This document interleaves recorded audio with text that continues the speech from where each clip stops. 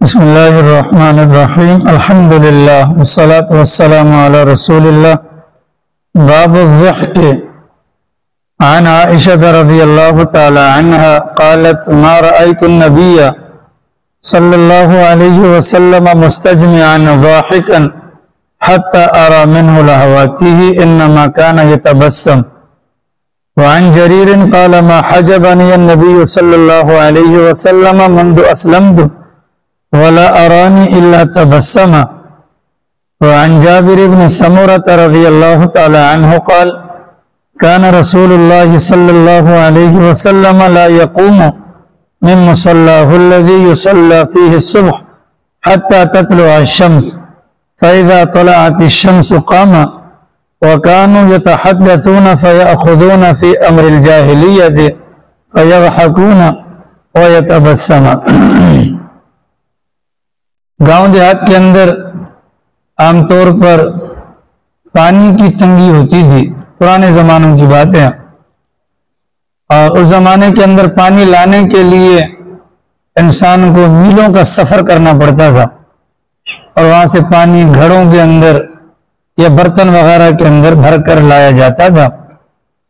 چنانچہ گاؤں کا دیہات کا رہنے والا ایک بندہ کسی شہر میں گیا تو شہر کے اندر وہ گاؤں والا نظام تو نہیں ہے، یہاں پر ندیاں ہوں یا دریا وغیرہ ہوں، یہاں پر تو پانی کا انتظام ہوتا ہے، نل کا کھولیں تو پانی آ جاتا ہے.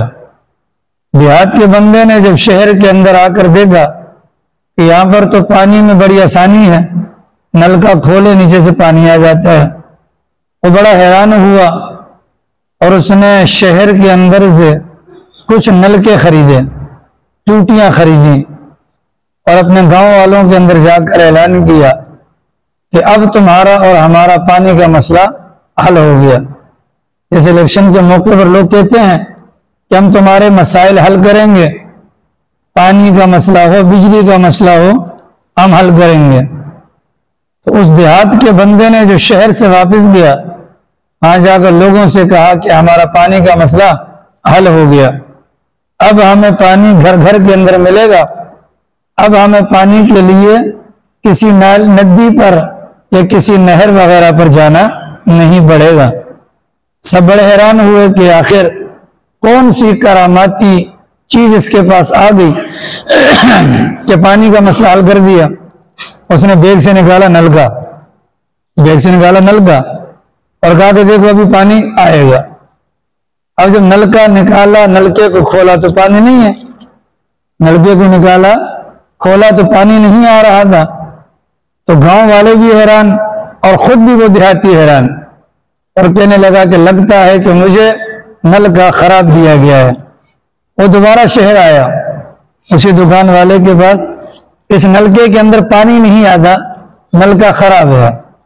اس دیہات کے بندے کو شہر کے دکاندار نے کہا آپ نے نلکا جہاں لگایا تھا وہاں پیچھے پانی کا کنیکشن تھا؟ اس نے کہا نہیں وہ تو نہیں تھا. تو کہا کہ ظالم آدمی، اس نلکے میں پانی تب آئے گا جب پیچھے اس کا کنیکشن پانی کی ٹینکی کے ساتھ ہوگا، پانی کی ٹینکی کے ساتھ ہوگا.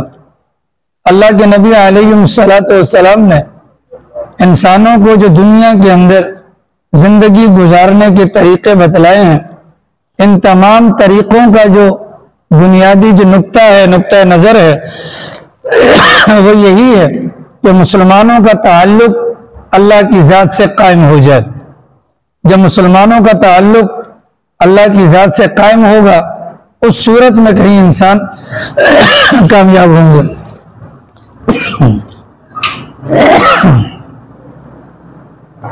بصورت دیگر جیسے اس دیہاتی کے نلکے میں پانی نہیں آیا، اسی طریقے سے جتنے بھی اعمال ہیں ان اعمال کو کر لینے کے باوجود بھی ہمیں دنیاوی اعتبار سے اپنی کھلی آنکھوں کے ساتھ اس کا فائدہ نظر نہیں آئے گا.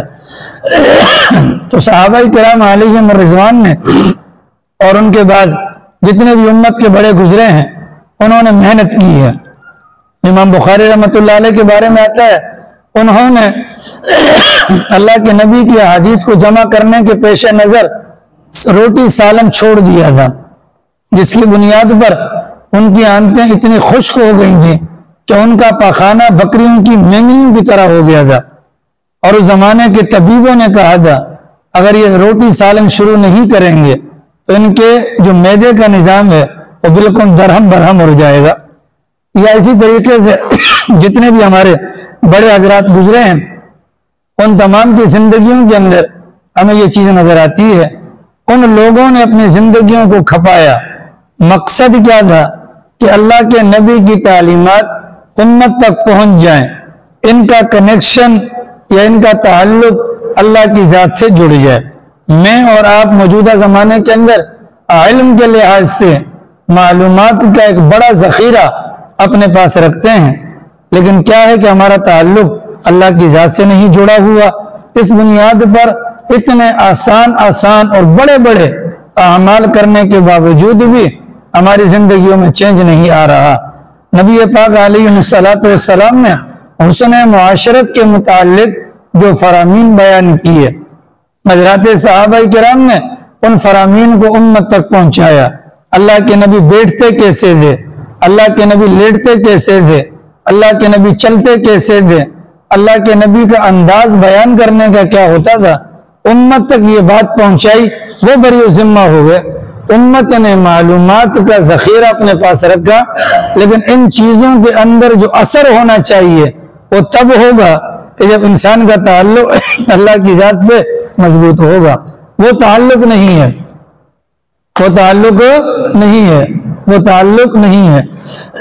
تعلق نہ ہونے کا مطلب میں اور آپ سلام کرتے ہیں لیکن سلام کے موقع پر سنت کی نیت نہیں ہوتی، سلام کرتے ہیں ثواب کا استحضار نہیں ہوتا، سلام کرتے ہیں اس کی اصل اور بنیاد کا دماغ میں خاکہ نہیں ہوتا، تو پھر سلام کیا ہوگا؟ یہ سلام رواج ہو جائے گا، یہ سلام رواج ہو جائے گا۔ جس سلام سے تکبر ختم ہوتا ہے وہ سلام ہے جو سنت کی نیت سمجھ کر یا ثواب سمجھ کر یا اس کی بنیاد پر نظر رکھ کر سلام کیا جائے تو فائدہ دے گا۔ لیکن چونکہ پیچھے ہمارا تعلق کمزور ہے، اس بنیاد پر اتنے سارے معاملات یا اتنے سارے مسائل کا ذخیرہ ہونے کے باوجود بھی ہماری زندگیوں میں چینج نہیں آتا۔ اگر کوئی درس میں بیٹھنے والوں کو یہ کہے کہ چینج نہیں آتا، اس کی کیا وجہ ہے؟ تو بنیادی وجہ کیا ہے کہ ہمارے پاس نلکے تو بہت سارے ہیں لیکن نلکوں کا کنیکشن جو پیچھے ہونا چاہیے وہ کنیکشن ناپید ہے۔ لہٰذا میں اور آپ، میری زندگی مثال کے طور پہ بھی 38واں سال یا 39واں سال چل رہا ہے، تو 15 سال میں اگر میں بالغ ہوا تو 22-23 سال مجھے مل گئے دین اسلام کے۔ آپ لوگوں کا بھی یہی حال ہوگا۔ اب حضرات صحابہ کرام کی زندگیوں کو دیکھیں، حضرت عمر کا قبول اسلام 26 سال کی عمر تھی، اس سے پہلے تو مسلمان نہیں تھے۔ ابو بکر صدیق کا معاملہ 38 سال کی عمر میں اسلام قبول کیا۔ حضرت عثمان کا بھی قریب کا معاملہ ہے، ان کے پاس وقت تھوڑا تھا لیکن تعلق ان کا اللہ کی ذات سے مضبوط تھا، لہذا پیغمبر کی جانب سے دی جانے والی ہدایات اور تعلیم کے نتیجے میں اللہ نے کھلی آنکھوں کے ساتھ ان کو دکھلایا فوائد اور ثمرات، اور ان کی زندگیوں کے اندر تبدیلی آ گئی سمجھ میں۔ اگر میں اور آپ چینج چاہتے ہیں تو خالی ان چیزوں پر انحصار نہ کریں بلکہ اپنا تعلق اللہ کی ذات سے مضبوط کرنے کی کوشش کریں۔ اور مضبوط کرنے کی کوشش کرنے کا مقصد کیا ہے؟ صرف کوئی بھی عمل کرنا ہو اپنے نیت کو تھوڑا سا ٹٹول لیا جائے، اپنے نیت کو ٹٹول لیا۔ نماز پڑھنے کیوں آئے ہیں؟ ایک مقصد تو یہ ہے کہ ہم مسلمان ہیں، ایک مقصد تو یہ نیت یہ مسلمان ہے، دوسرا معاملہ ہے کہ نماز پڑھنے نہیں جاؤں گا لوگ کیا کہیں گے، ٹھیک ہے۔ تیسرا اس کے فضائل ہیں، چوتھا پیغمبر کی اس کے بارے میں قرآن ہے کہ نبی پاک علیہ السلام نے فرمایا منافقین پر فجر اور مغرب کی نماز بھاری ہے۔ اگر ان کو ان دونوں نمازوں کے ثواب کا پتہ چل جاتا تو گھٹنوں کے بل وہ چل کر اگر آ سکتے تب بھی مسجد کے اندر آتے اور ان نمازوں کے اندر شریک ہوتے۔ اگر ان چیزوں کا استحضار ہوگا تو پھر نماز پڑھنا ہمارے لیے اللہ کے قرب کا سبب بنے گا، باعث بنے گا۔ اتنی بات واضح ہو گئی۔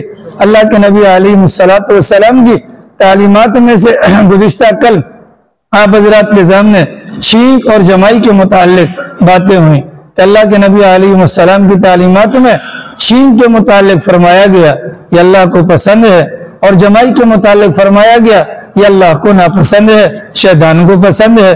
جمائی کے متعلق بتلایا گیا کہ جمائی کے موقع پر اپنے چہرے کو ڈھانپ لیا جائے، اور چھینک کے موقع پر بھی کہا گیا، جمائی کے موقع پر کہا گیا جمائی کو روکنے کی کوشش کی جائے، اور چھینک کے موقع پر کہا گیا آواز کو دبا لیا جائے اور چہرے کو ڈھانپ دیا جائے۔ اب اس بات کا علم ہمیں آ گیا۔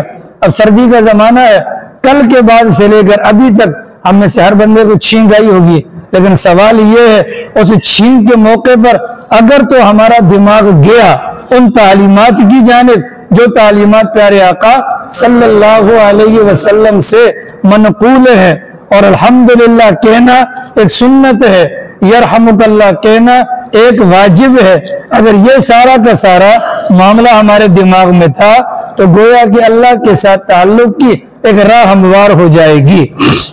اور اگر سنا اور سننے کے بعد اگر جھاڑ دیا گیا تو پھر اس قسم کے معلومات کی بات اگر کی جائے تو شیطان 14 علوم کا ماہر تھا۔ شیطان ملک صاحب کتنے علوم کا ماہر تھا؟ 14۔ اور موجودہ زمانے کے اندر جو قرآن کریم کی تفسیر لکھے گا، قرآن کریم کی تفسیر لکھے گا، اس کے لیے 14 علوم پر مہارت حاصل کرنا ضروری ہے۔ یعنی ہمارے جیسا ہیرا پھیرا بندہ اٹھ کر اگر قرآن کی تفسیر لکھنے لگ جائے تو پھر وہ علی اپنا کیا ہے وہ علی مرزا انجینئر اس کی طرح بن جائے گا، یا کوئی یہ جو دوسرا بیٹھتا ہے آپ کا حسن نثار ہے اس کی طرح بن جائے گا، یا دوسرے تیسرے جو آپ کے کالم نگار وغیرہ ہوتے ہیں یا جو اینکر وغیرہ ہوتے ہیں ان کی طرح بن جائے گا۔ تو معلومات کا جمع کرنا کمال نہیں ہے، اصل یہ ہے کہ تھوڑا ہو لیکن اللہ کی ذات کے ساتھ تعلق مضبوط ہونا چاہیے۔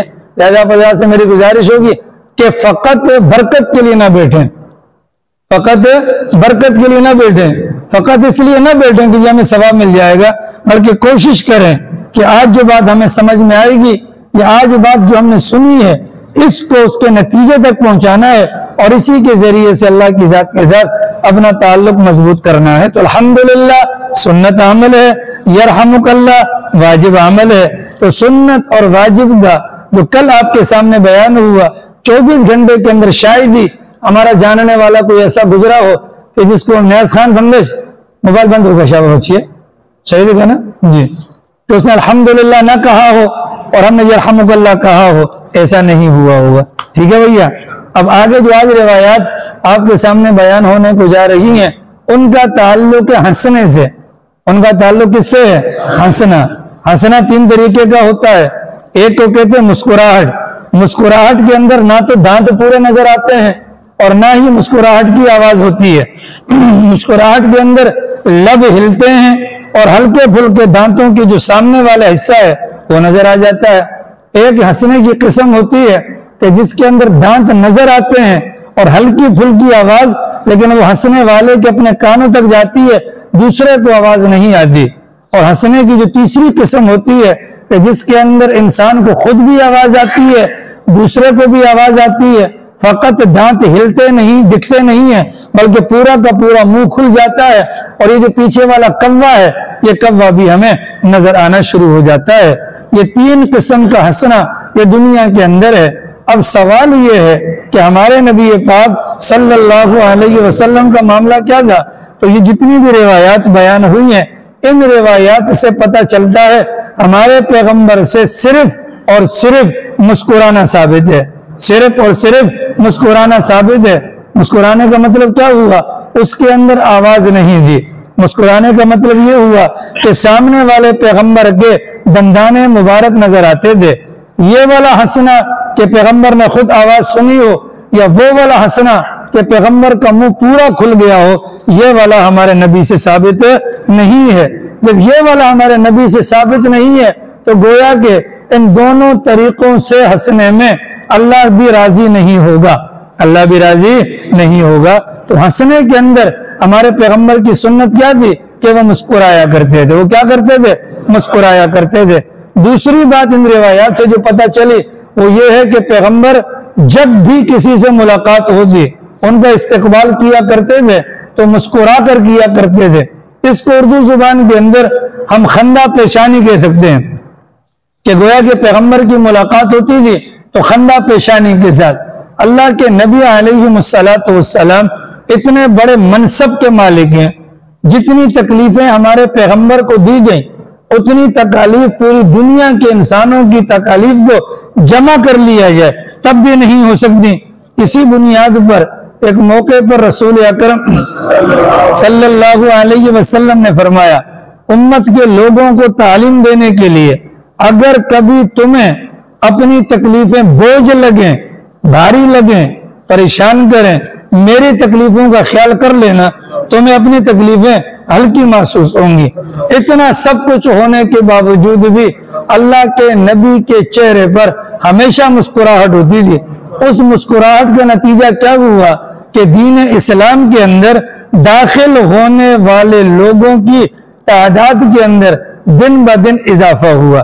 اللہ کے نبی علیہ السلام نے ایک لشکر روانہ کیا 150 بندوں کا، ان کا امیر بنایا گیا حضرت زید بن حارثہ رضی اللہ عنہ کو، اور ایک علاقے کی طرف بھجوایا گیا، جائیے اور وہاں پر کارروائی کیجیے۔ تو وہاں پر ایک صاحب تھے، ان کا نام تھا ثمامہ بن اثال۔ کیا نام تھا؟ وہ اگرچہ کافر تھے لیکن اپنے علاقے سے نکلے تھے عمرہ کرنے کے لیے اپنے زمانے کے حساب سے، اور یہ وہی علاقہ ہے جو آگے چل کر مسلمہ کذاب کا علاقہ بنتا ہے۔ اس علاقے کے تھے، حضرات صحابہ کرام نے گرفتار کر لیا۔ جن کو گرفتار کیا گیا ثمامہ بن اثال اپنے علاقے کے سردار ہیں، گرفتار کر کے اللہ کے نبی کے سامنے لایا گیا۔ اللہ کے نبی نے فرمایا ان کو مسجد نبوی کے پلر کے ساتھ باندھ دیا جائے۔ ٹھیک ہے، نہ اللہ کے نبی نے مارا، نہ اللہ کے نبی نے ڈانٹا۔ اللہ کے نبی یہ چاہتے تھے یہ اسلام کو قریب سے دیکھ لیں۔ دیکھیے اس زمانے کے اندر جو سردار منتخب کیا جاتا تھا کسی ایرے غیرے کو نہیں، بلکہ سردار کے انتخاب کے لیے اس کی قابلیت کو دیکھا جاتا تھا۔ ٹھیک ہے، ابو جہل کو جو مکہ والوں نے سردار بنایا اس کا نام ابو الحکم رکھا تھا۔ ابو الحکم کا مطلب کیا ہے؟ حکیموں کا باپ، کہ سب سے بڑا عقل مند، سب سے بڑا عقل مند، سب سے بڑا۔ تو گویا کہ ثمامہ بن اثال نامی جو صاحب تھے اپنے علاقے کے بڑے آدمی تھے۔ ٹھیک ہے، مالداری کے اعتبار سے مکہ مکرمہ کے اندر آنے والی گندم ان کی اجازت سے آتی تھی، اگر اجازت نہ دیتے تو گندم نہ آتی۔ اللہ کے نبی نے پلر کے ساتھ بندھوا لیا۔ صحیح خدا بخش صاحب، اللہ کے نبی نے کیا کیا؟ پلر کے ساتھ بندھوا لیا۔ یہ جو لوگ کہتے ہیں کہ اسلام تلوار پر پھیلا ہے، ان کے لیے یہ واقعہ ایک نمونہ ہے۔ اللہ کے نبی نے بندھوایا، مقصد کیا ہے کہ یہ مسلمانوں کی عبادت دیکھیں، مسلمانوں کا آپس میں ایک دوسرے کے ساتھ تعلق دیکھیں، مسلمانوں کی تعلیمات کو قریب سے دیکھیں۔ بندھوانے کے بعد اللہ کے نبی آئے اور کہا جی ثمامہ کیا حال ہے آپ کے؟ تو انہوں نے آگے سے کہا کہ اے محمد اگر آپ مجھے قتل کریں گے تو خون والے بندے کو قتل کریں گے، مطلب میرا خون رائے گا نہیں جائے گا، میرا خون رائے گا نہیں جائے گا۔ اگر آپ مجھے قتل کریں گے تو بدلہ لیا جائے گا، آپ کو بھی قتل ہونا پڑے گا۔ ٹھیک ہے، اگر آپ میرے وجہ سے میرے بدلے میں مال کے طلبگار ہیں تو میں مال والا ہوں، آپ کی مانگ پوری کی جائے گی، اور اگر آپ مجھے معاف کرتے ہیں تو یہ ایک احسان ہوگا اور میں احسان کا بدلہ چکاؤں گا۔ ٹھیک ہے، اللہ کے نبی نے نہ ہاں کہا نہ کہا، صرف مسکرائے اور چل دیے۔ اگلا دن آیا، اس دوران میں صحابہ کرام کو پیغمبر کی تعلیم دی کہ رسیوں کو کسنا نہیں، کھانے پینے کا اور ان کے تقاضے کا خیال رکھنا ہے۔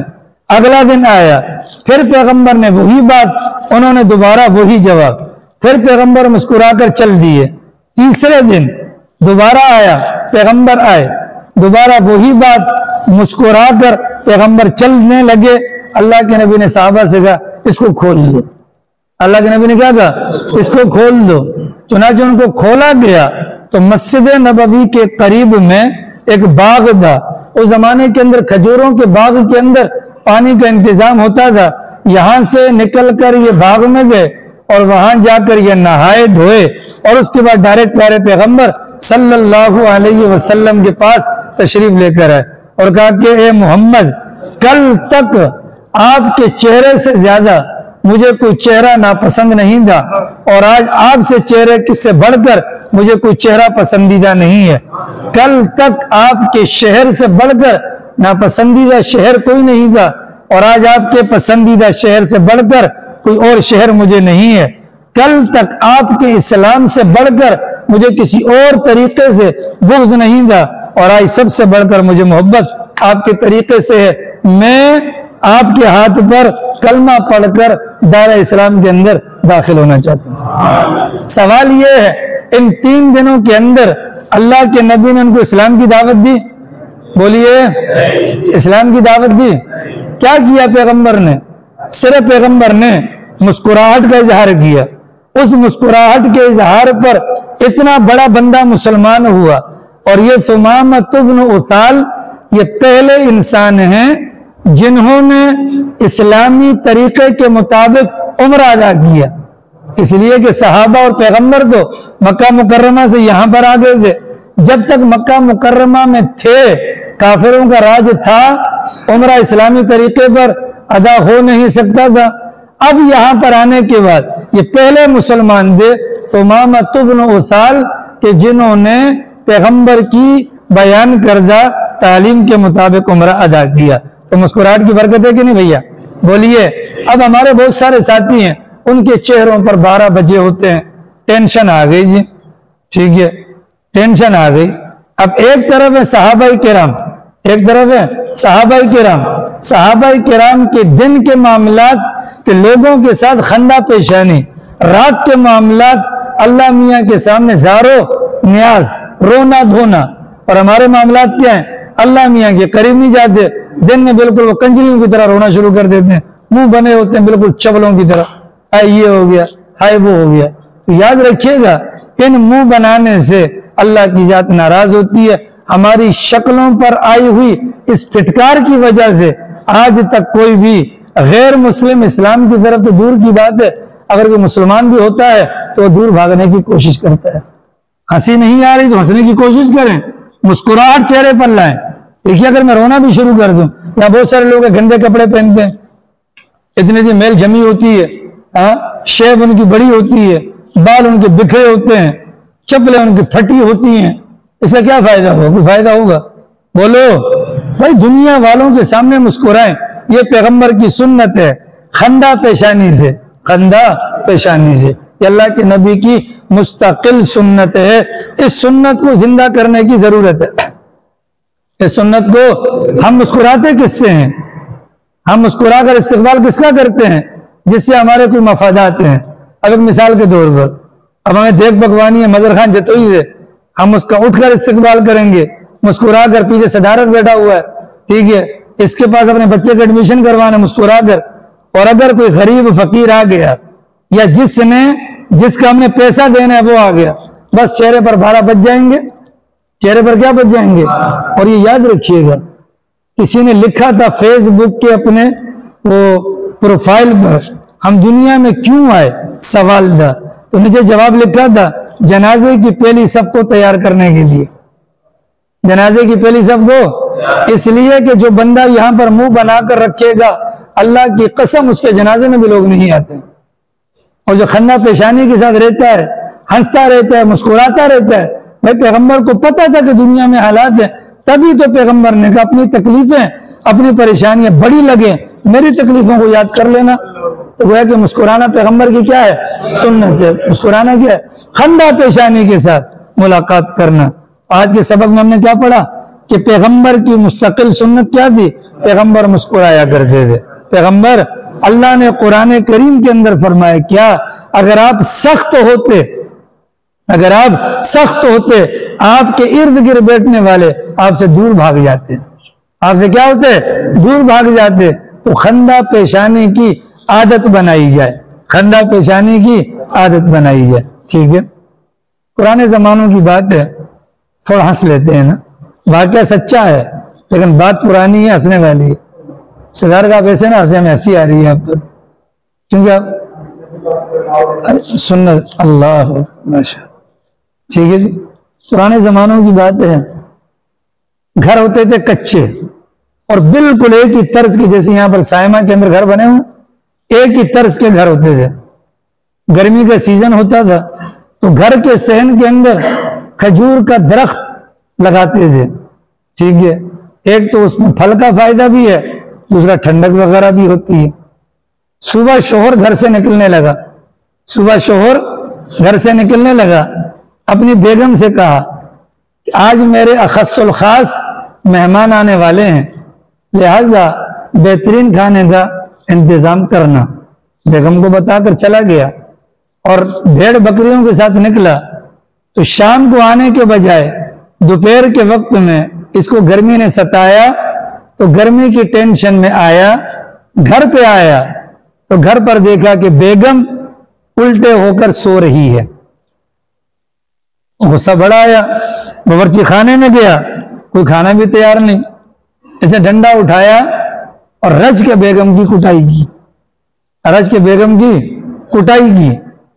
جب بیگم کی کٹائی کی، اب جب بیگم نے منہ پر کیا تو یہ دھنک رہ گیا، یہ تو پڑوسی کے گھر میں گھس گیا تھا، چونکہ گھر سارے ایک جیسے تھے، پڑوسی کے گھر میں گھس گیا تھا۔ اب اس نے خاموشی میں ہی عافیت سمجھی اور فوراً اپنے گھر پر گیا، تو واقعی پورا انتظام تھا، لیکن دل میں ایک ڈر تھا کہ ابھی پڑوسی جب آئے گا تو مار کٹائی، ایک دن، دو دن، تیسرے دن وہاں سے کوئی جواب نہیں آیا۔ اس کے بعد صبح کے وقت یہ باہر نکلتا، پڑوسی سے اگر سامنا بھی ہوتا تو کترا کر چلتا کہ آبجیکشن نہ کرے، کوئی لڑائی نہ ہو جائے۔ 15 سے 20 دن ہو گئے، اس کو چین نہیں آیا، تو پڑوسی کو بلایا اور کہا کہ بھیا میں آپ سے معافی مانگتا ہوں، مجھ سے ایک غلطی ہو گئی تھی۔ کہا کیا غلطی ہوئی تھی؟ کہا اس طریقے سے میں آیا اور آپ کی بیگم کو میں نے مار دیا۔ اس نے اٹھ کر سینے سے لگایا، اس سے اٹھ کر کیا کیا؟ اس نے کہا بھیا یہ لو 100 دینار، ایسی غلطیاں بار بار مہینے میں ایک آدھ دفعہ کرتے رہا کرو۔ اس دن کے بعد سے اللہ کا اتنا کرم ہوا ہے، میرے اٹھنے سے پہلے میری بیوی اٹھتی ہے، ٹھیک ہے، میرے پاؤں دباتی ہے، قہوہ پیش کرتی ہے، ٹھیک ہے، میرے لیے سارے انتظامات کرتی ہے۔ تو یہ مسکرانا یہ سنت نبوی سے ثابت ہے۔ اللہ تعالیٰ توفیق عمل نصیب فرمائے، باقی انشاءاللہ۔